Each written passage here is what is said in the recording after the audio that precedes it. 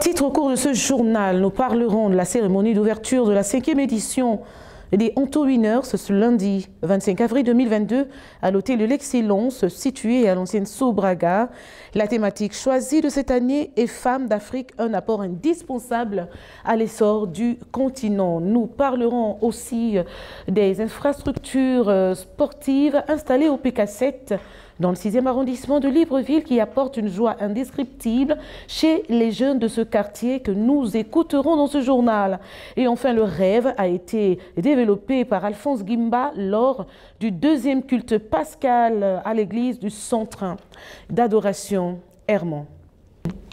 Mesdames et messieurs, bonsoir. En début de ce journal, nous parlons de la cérémonie d'ouverture de la 5e édition des Anto Winners ce lundi 25 avril 2022. La thématique choisie pour cette année est Femmes d'Afrique, un apport indispensable à l'essor du continent. Nous écoutons premièrement le discours de la présidente des Anto Winners. Dans ce reportage, les images sont de Floris Mapango. En marge de la célébration nationale de la journée de la femme, les Anto Winners ont ouvert ce 25 avril à l'hôtel de l'Excellence à Sobraga pour valoriser l'expertise de la femme dans les secteurs économiques, politiques et bien d'autres. Le thème choisi de cette 5e édition est Femmes d'Afrique, un apport indispensable à l'essor du continent. Une thématique qui est le prolongement de la réflexion posée par les plus hautes autorités. Si les acquis et droits des femmes ont évolué positivement et de façon notable au fil du temps, notre optimisme reste en demi-teinte du fait qu'en ce moment, alors que je me tiens devant vous, auguste assemblée, des questions fondamentales d'égalité et d'équité entre les genres demeurent. La présidence des Anto Winners tient également à rappeler la volonté du chef de l'État qui est de protéger les femmes, souvent victimes des violences. Marque une réelle volonté d'éradiquer les injustices en guise de récompense pour son combat inlassable sur les questions de genre. Le président de la République s'est vu décerner dernièrement la prestigieuse distinction du mouvement de solidarité mondiale E4SHE, une campagne invitant le genre masculin à participer activement au combat féministe et à l'égalité des genres. L'occasion a été donnée à Mireille Dira, directrice générale de Gabon Première, d'inviter les femmes à prendre conscience des atouts qu'elles ont pour mener à bien leurs tâches en milieu professionnel et aussi dans le domaine conjugal. La femme aujourd'hui dans le développement du continent et même de par le monde est primordiale. Parce que je le prends comme si on dit « femme, lève-toi ». Femme, tu as des prédispositions dont tu ne fais pas montre, que tu n'utilises pas, mais la contribution pour que le continent avance. Vous verrez que ce n'est pas par hasard si aujourd'hui on parle de la décennie de la femme, parce que les femmes ont souvent bousculé les lignes, mais parfois sans croire en elles. Donc aujourd'hui, quelle qu'elle soit la femme, quoi qu'elle fasse, il faut qu'elle prenne conscience du pouvoir naturel dont elle dispose, de ses capacités parce qu'elle a été formée. Et même si elle connaît une maternité en cours de route, ça ne veut pas dire que sa vie est finie. Il faut savoir rebondir. Connais-toi toi-même.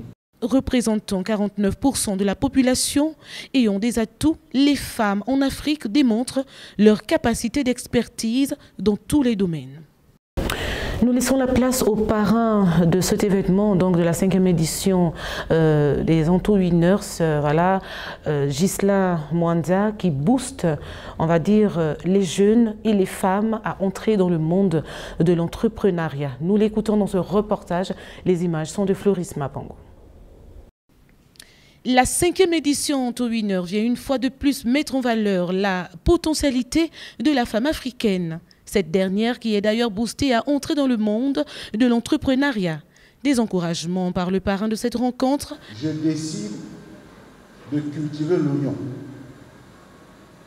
Mais je sais que ma production, tant qu'elle est bonne, mais je vais la vendre puisque personne ne produit l'oignon au Gabon. On importe du Mali, du Cameroun et du Maroc, essentiellement, et un peu de la France.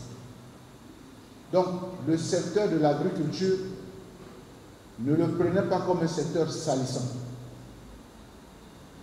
il faut le prendre comme une opportunité d'abord pour vous protéger vous-même sur le plan alimentaire et sécuriser les autres sur le plan alimentaire, mais surtout générer du cash. Des jeunes bénéficient aussi des conseils leur permettant d'entrer dans une créativité rentable. Ghislain Mwanda révèle les domaines dans lesquels ces derniers peuvent réussir. Le digital, mais ça c'est pour ceux qui ont fait un peu l'informatique et autres, pour développer des contenus.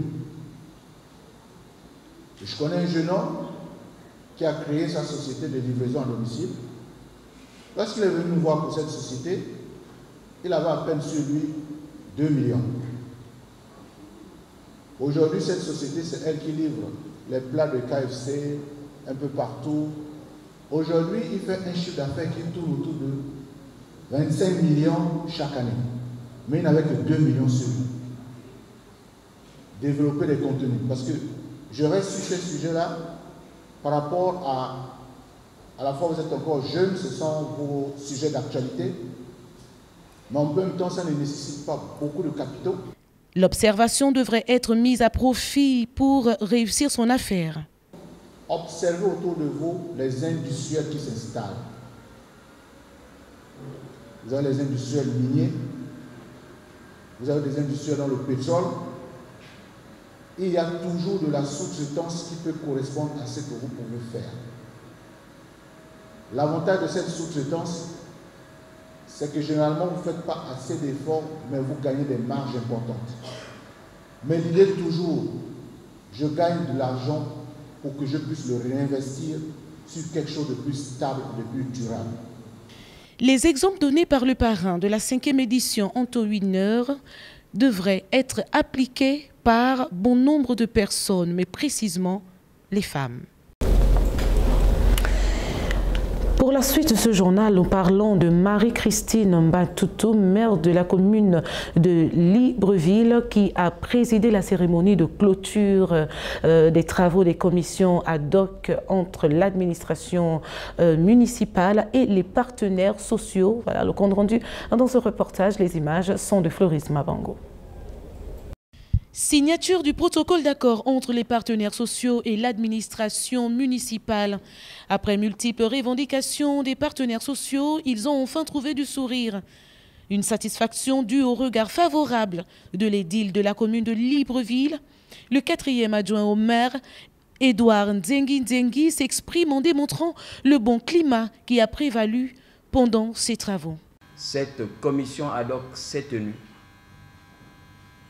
autour d'un climat de sérénité, un climat de sagesse, mais surtout une détermination de nos partenaires sociaux à faire entendre la voix des agents municipaux. L'administration a prêté une oreille attentive à toutes les revendications des partenaires sociaux. Le constat qui a été fait est que ces différents partenaires sociaux ont une parfaite connaissance des situations de leurs syndiqués.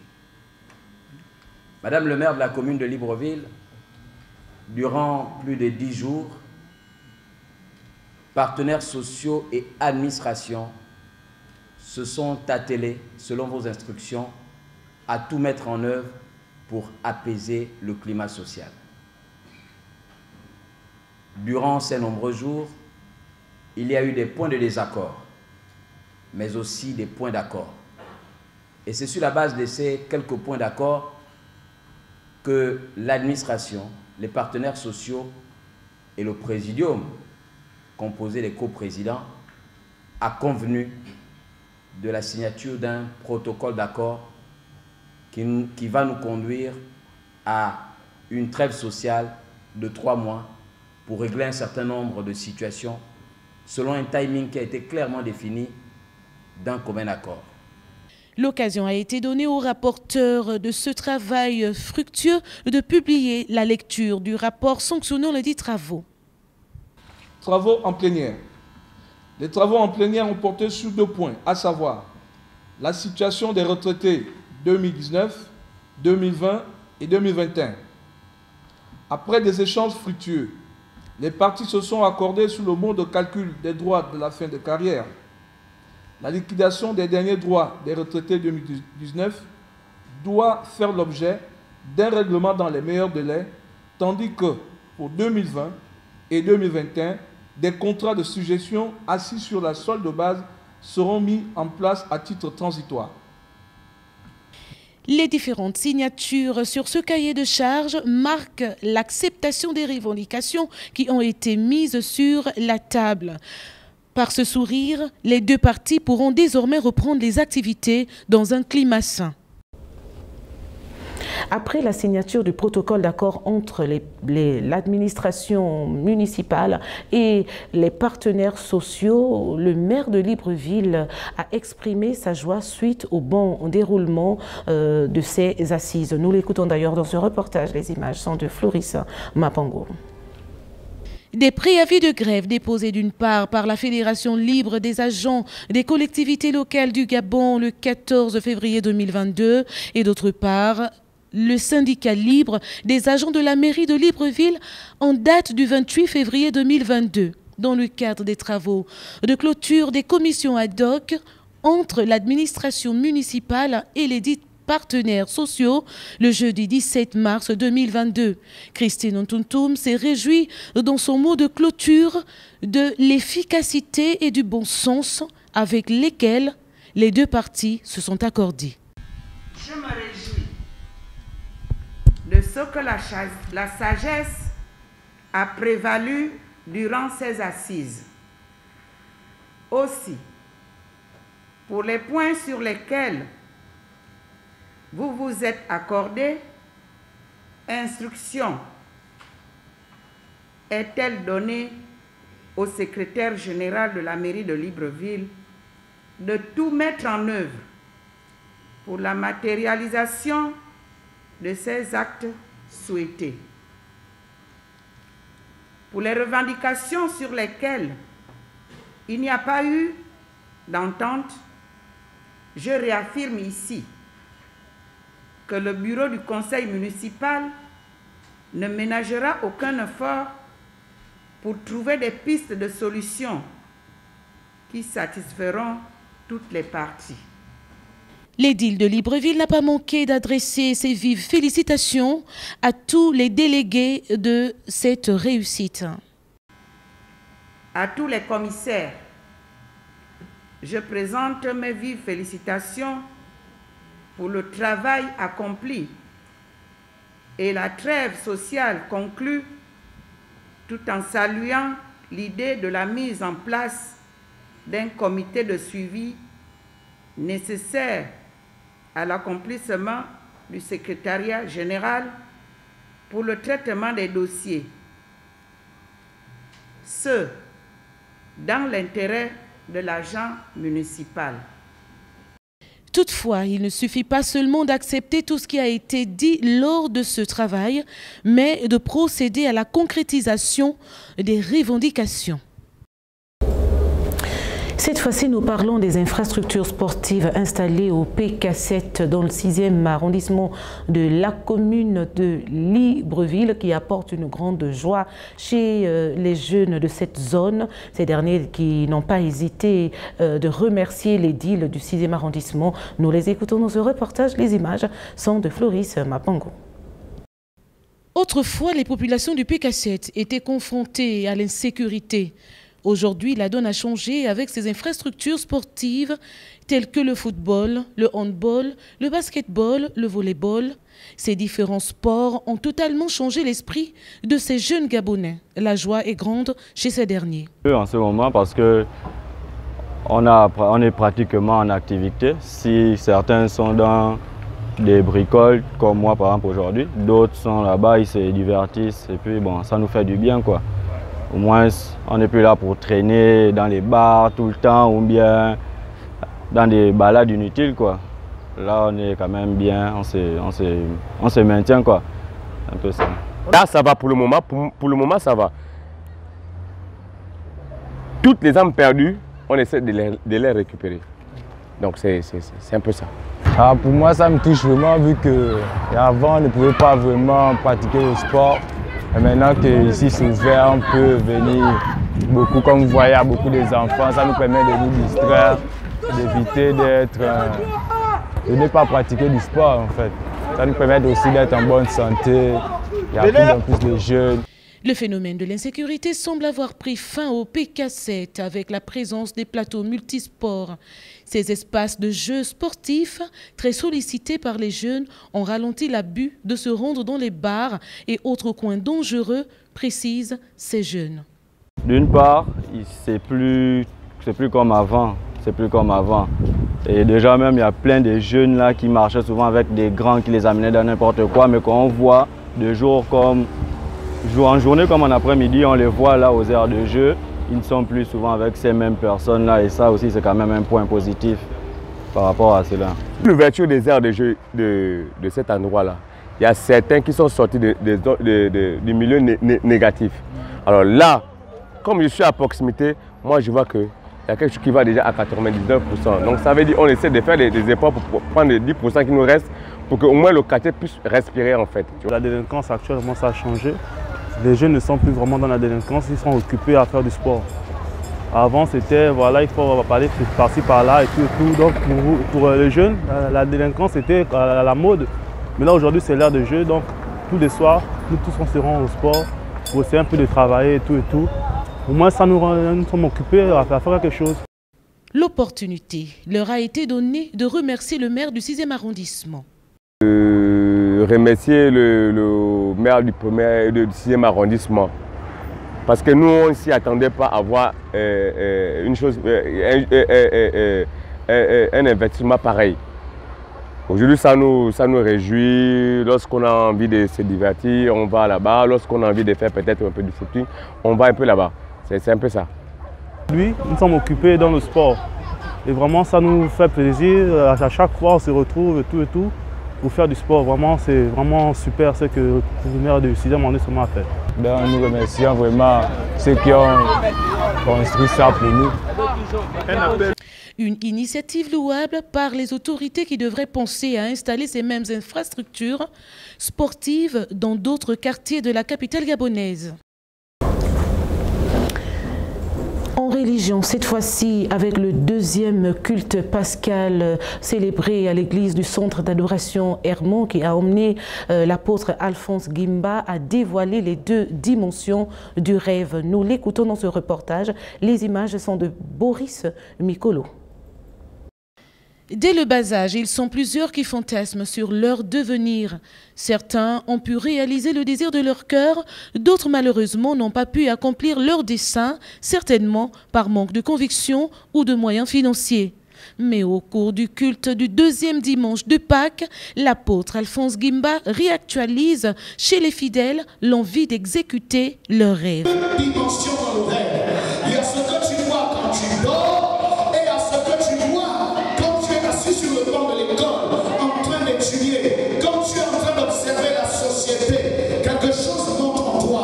Il y a un désir qui te dit il faut que je sois pilote, il faut que je sois médecin, il faut que je sois avocat. Ce désir-là n'est pas humain, c'est le plan de Dieu. Quand la Bible déclare, c'est Dieu qui met en nous le vouloir et le faire. À l'exemple de Joseph qui, dès son enfance, a eu plusieurs rêves qui se sont concrétisés malgré les multiples obstacles dont il a fait face, l'homme de Dieu booste les fidèles à aller au bout de leurs termes. De te lever et de poursuivre ces rêves. Parce que s'il ne s'accomplit pas, tu auras des comptes à rendre à Dieu. Le rêve, c'est la destinée. Le rêve, c'est la projection de ce que Dieu a dit. Ni ton état de santé, ni tes finances, ni ton mauvais emploi n'ont le droit d'empêcher que tu poursuives ton rêve. Si vraiment tu as rêvé, poursuis ce rêve. Il est clair qu'à atteindre son objectif demande assez d'efforts, de patience, mais avec la grâce de Dieu, c'est possible de réveiller le champignon qui sommeille en chacun. Voilà, les fidèles ont été invités à ne pas baisser les bras. C'est encore possible de réaliser son rêve. Voilà, des propos tenus par l'homme de Dieu, le révérend apôtre Alphonse Guimba, lors du deuxième culte pascal à l'église du centre d'adoration Hermon. Une fois de plus, nous l'écoutons dans ce reportage. Les images sont de Boris Mikolo. Le culte du dimanche 24 avril à l'église du centre d'adoration Hermon a fait appel à plusieurs chrétiens pour adorer le Seigneur selon ce qui est écrit. Tu aimeras le Seigneur ton Dieu de tout ton cœur, de toute ton âme et de toute ta pensée. Selon des épreuves aussi difficiles, certains n'arrivent pas à joindre les deux bouts, pire encore à réaliser leurs projets. C'est ainsi que le oint de Dieu apporte une révélation. Ce matin, tu peux chasser les ténèbres et partir au Jésus. Des déclarations prophétiques ont ponctué les moments. Dieu a dit qu'il te donne l'autorité ce matin de rouler cette pierre. Après ce culte, la mort n'aura plus de pouvoir dans ta destinée. Nul ne peut arrêter le dessein de Dieu. Les âmes du Seigneur sont invitées à développer une intimité sincère avec l'Éternel afin que ses paroles aboutissent. Nous avons parlé de la cérémonie d'ouverture de la 5e édition des Anto-Winners ce lundi 25 avril 2022 à l'hôtel de l'Excellence situé à l'ancienne Sobraga. La thématique choisie de cette année est Femmes d'Afrique, un apport indispensable à l'essor du continent. Nous avons aussi parlé des infrastructures sportives installées au PK7 dans le 6e arrondissement de la capitale gabonaise qui apportent une joie indescriptible chez les jeunes de ce quartier. Nous les avons d'ailleurs écoutés dans ce journal. Enfin, le rêve a été développé par Alphonse Guimba, leader fondateur de l'église du centre d'adoration Hermon lors du deuxième culte pascal. Mesdames et messieurs, merci aussi à Boris Mikolo et à Floris Mapango, voilà, voici les personnes qui m'ont accompagné afin de vous servir tout au long de ce journal. J'aurai le plaisir de vous retrouver demain. Au revoir.